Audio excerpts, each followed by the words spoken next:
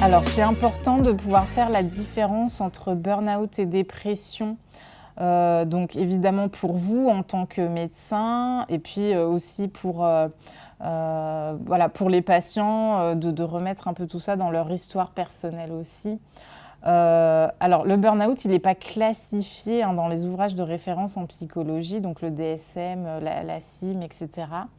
Ce qu'il faut savoir, c'est qu'on peut parler aussi d'un trouble de l'adaptation. Vous l'avez compris tout à l'heure, dans les 3 phases, il y a la phase de stagnation. Je vous ai dit tout à l'heure, le burn-out, dans les étapes, on n'est pas obligé d'aller jusqu'à la fin. En fait, on n'est pas obligé d'arriver jusqu'au burn-out. On peut s'arrêter à l'idéalisation. On rêve quelque chose. On arrive sur le poste, la réalité est tout autre. On l'accepte. Donc, on voit que là, il y a des personnes qui s'adaptent, qui ont compris que la réalité, elle est différente de mon imaginaire. Je fais avec, je m'adapte parce que ça me convient, parce qu'après tout, c'est aussi satisfaisant. Enfin voilà, ça c'est en fonction de chacun. Donc on peut se dire que finalement les personnes en burn-out, c'est qu'elles ne se sont pas adaptées finalement. Mais comme je vous disais tout à l'heure aussi, on ne va pas non plus forcer les personnes à s'adapter à tout et n'importe quoi. S'il y a des situations extrêmement difficiles, si c'est extrêmement pressurisant, inhumain, etc., ça paraît évident qu'on ne va pas forcer la personne à s'adapter à un environnement de travail qui pourrait être toxique. Mais ça pose cette question quand même de, effectivement, le burn-out n'est-il pas finalement un trouble de l'adaptation ? Je n'ai pas su m'adapter à la réalité. Le burn-out, il a quand même un caractère très passager. Je vous ai parlé de 6 mois à 1 an.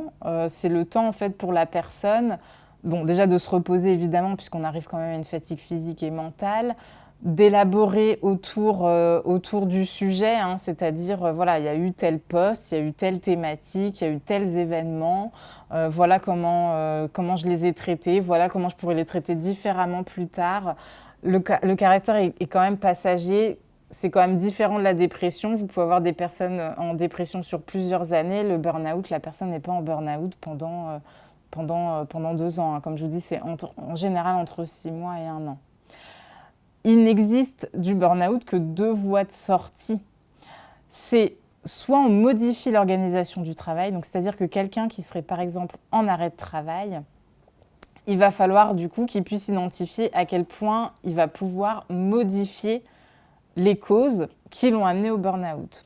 Comme je vous l'ai dit à un moment donné de la formation, il y a des choses qu'on ne va pas pouvoir modifier parce que c'est systémique, parce que c'est organisationnel, parce que c'est plus grand que nous, ça nous dépasse en gros. Et puis des choses qui peuvent être plus à notre échelle qu'on va pouvoir modifier. La personne va accepter ou pas ces modifications, va trouver que c'est celles-ci, effectivement, c'est telles modifications qui vont pouvoir lui permettre de reprendre son poste sereinement. Donc, il n'y a pas de souci. En fait, il faut que la personne arrive avec un plan d'action.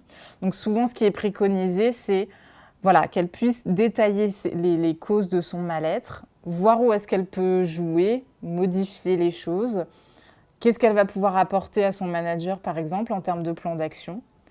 Et à partir de là, si le plan d'action lui convient, si on arrive à le mettre en place, la personne reprend son poste sans souci. Honnêtement, une fois que c'est bien mis en place, il n'y a pas de problème. Ou alors, la deuxième voie de sortie, vous l'aurez compris, c'est quitter le poste. Parce que, en fait, les causes, elles sont un peu trop systémiques, elles sont un peu trop organisationnelles, elles sont franchement plus grandes que nous. On ne va pas pouvoir modifier grand-chose. En fait, on ne va pas se modifier soi-même, on n'a pas envie de s'adapter. Comme je vous ai dit, je vous parlais tout à l'heure de troubles de l'adaptation, on n'a pas envie de s'adapter à quelque chose qui est contraire à nos valeurs, qui ne nous correspond pas, qui ne nous donne pas du tout envie de nous lever le matin. Et donc, on change de poste. Donc, il n'y a que 2 voies de sortie, ce qui n'est pas du tout le cas d'une dépression, où là, effectivement, ça touche quand même à plusieurs sphères de la vie. Il peut y avoir des causes vraiment multiples, plein de choses à traiter, des traumas extrêmement forts, etc. Donc là, on n'est pas du tout sur changer ou quitter quoi que ce soit. Enfin, voilà, on est vraiment sur un travail thérapeutique beaucoup plus long, d'élaboration, d'étayage, etc. Donc c'est quand même une grosse différence aussi. Le burn-out, évidemment, ne concerne que la sphère professionnelle. La surcharge de travail, la difficulté à atteindre les objectifs, les conflits de valeurs, en gros tout ce qu'on a vu depuis le début de la formation.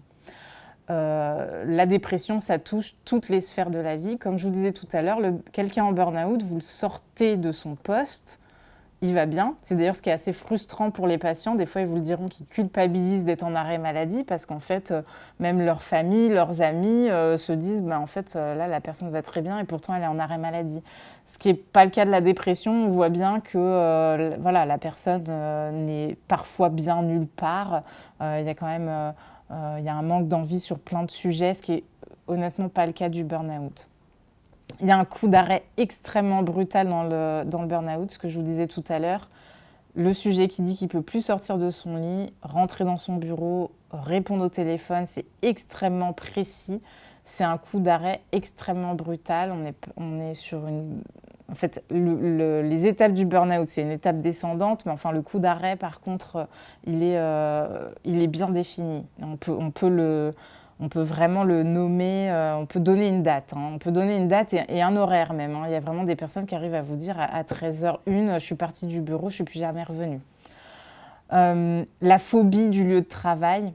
Donc ça, c'est très important, comme je vous disais tout à l'heure, des réactions à certains stimuli, une peur panique dès lors qu'on évoque quelque chose qui est en lien avec le travail. Donc voilà, vous voyez bien que dans la dépression, peut-être quelque chose que vous connaissez mieux dans les cabinets aussi, c'est beaucoup plus flou à ce niveau-là. Il n'y a pas forcément de phobie particulière sur un objet avec un grand O. Ce sentiment, encore une fois, dans le burn-out, c'est de vouloir produire, mais que l'effort est vraiment trop grand. Bah oui, puisqu'on avait une certaine idéalisation, une certaine attente. Donc on veut produire plus, on veut faire mieux, on veut faire plus grand, plus fort, etc. Mais l'effort, en fait, est incommensurable et surtout, on n'arrive jamais au résultat. Comme je vous disais, le burn-out affecte peu les autres pans de la vie. Évidemment, le sujet, comme on se l'est dit tout à l'heure, il s'est désinvesti de ses autres sphères sociales, mais parce qu'il n'avait pas le temps, finalement, ce n'est pas tant par manque d'envie. Vous le sortez de ça, il est quand même beaucoup plus disposé à sortir, à mener sa vie de famille, dès lors qu'il est sorti aussi de la phase de culpabilisation d'être en arrêt maladie, etc. Et la pause dans le travail, elle est obligatoire, ce qui n'est pas forcément le cas de la dépression. Parfois, c'est justement dans la dépression, c'est ce qui va aider les personnes à sortir de la dépression, c'est de retrouver le travail, une certaine activité, un certain rythme. Là, pour le coup, dans le burn-out, absolument pas. C'est absolument pas le travail qui va les sortir de quoi que ce soit. Au contraire, il faut les sortir du travail. De toute façon, le sujet n'a plus aucun élan pour se retrouver sur son poste. Donc voilà, la pause, elle est obligatoire pour avoir le temps de ce qu'on se dit depuis tout à l'heure, d'élaborer autour des causes, des symptômes, de trouver une porte de sortie, etc.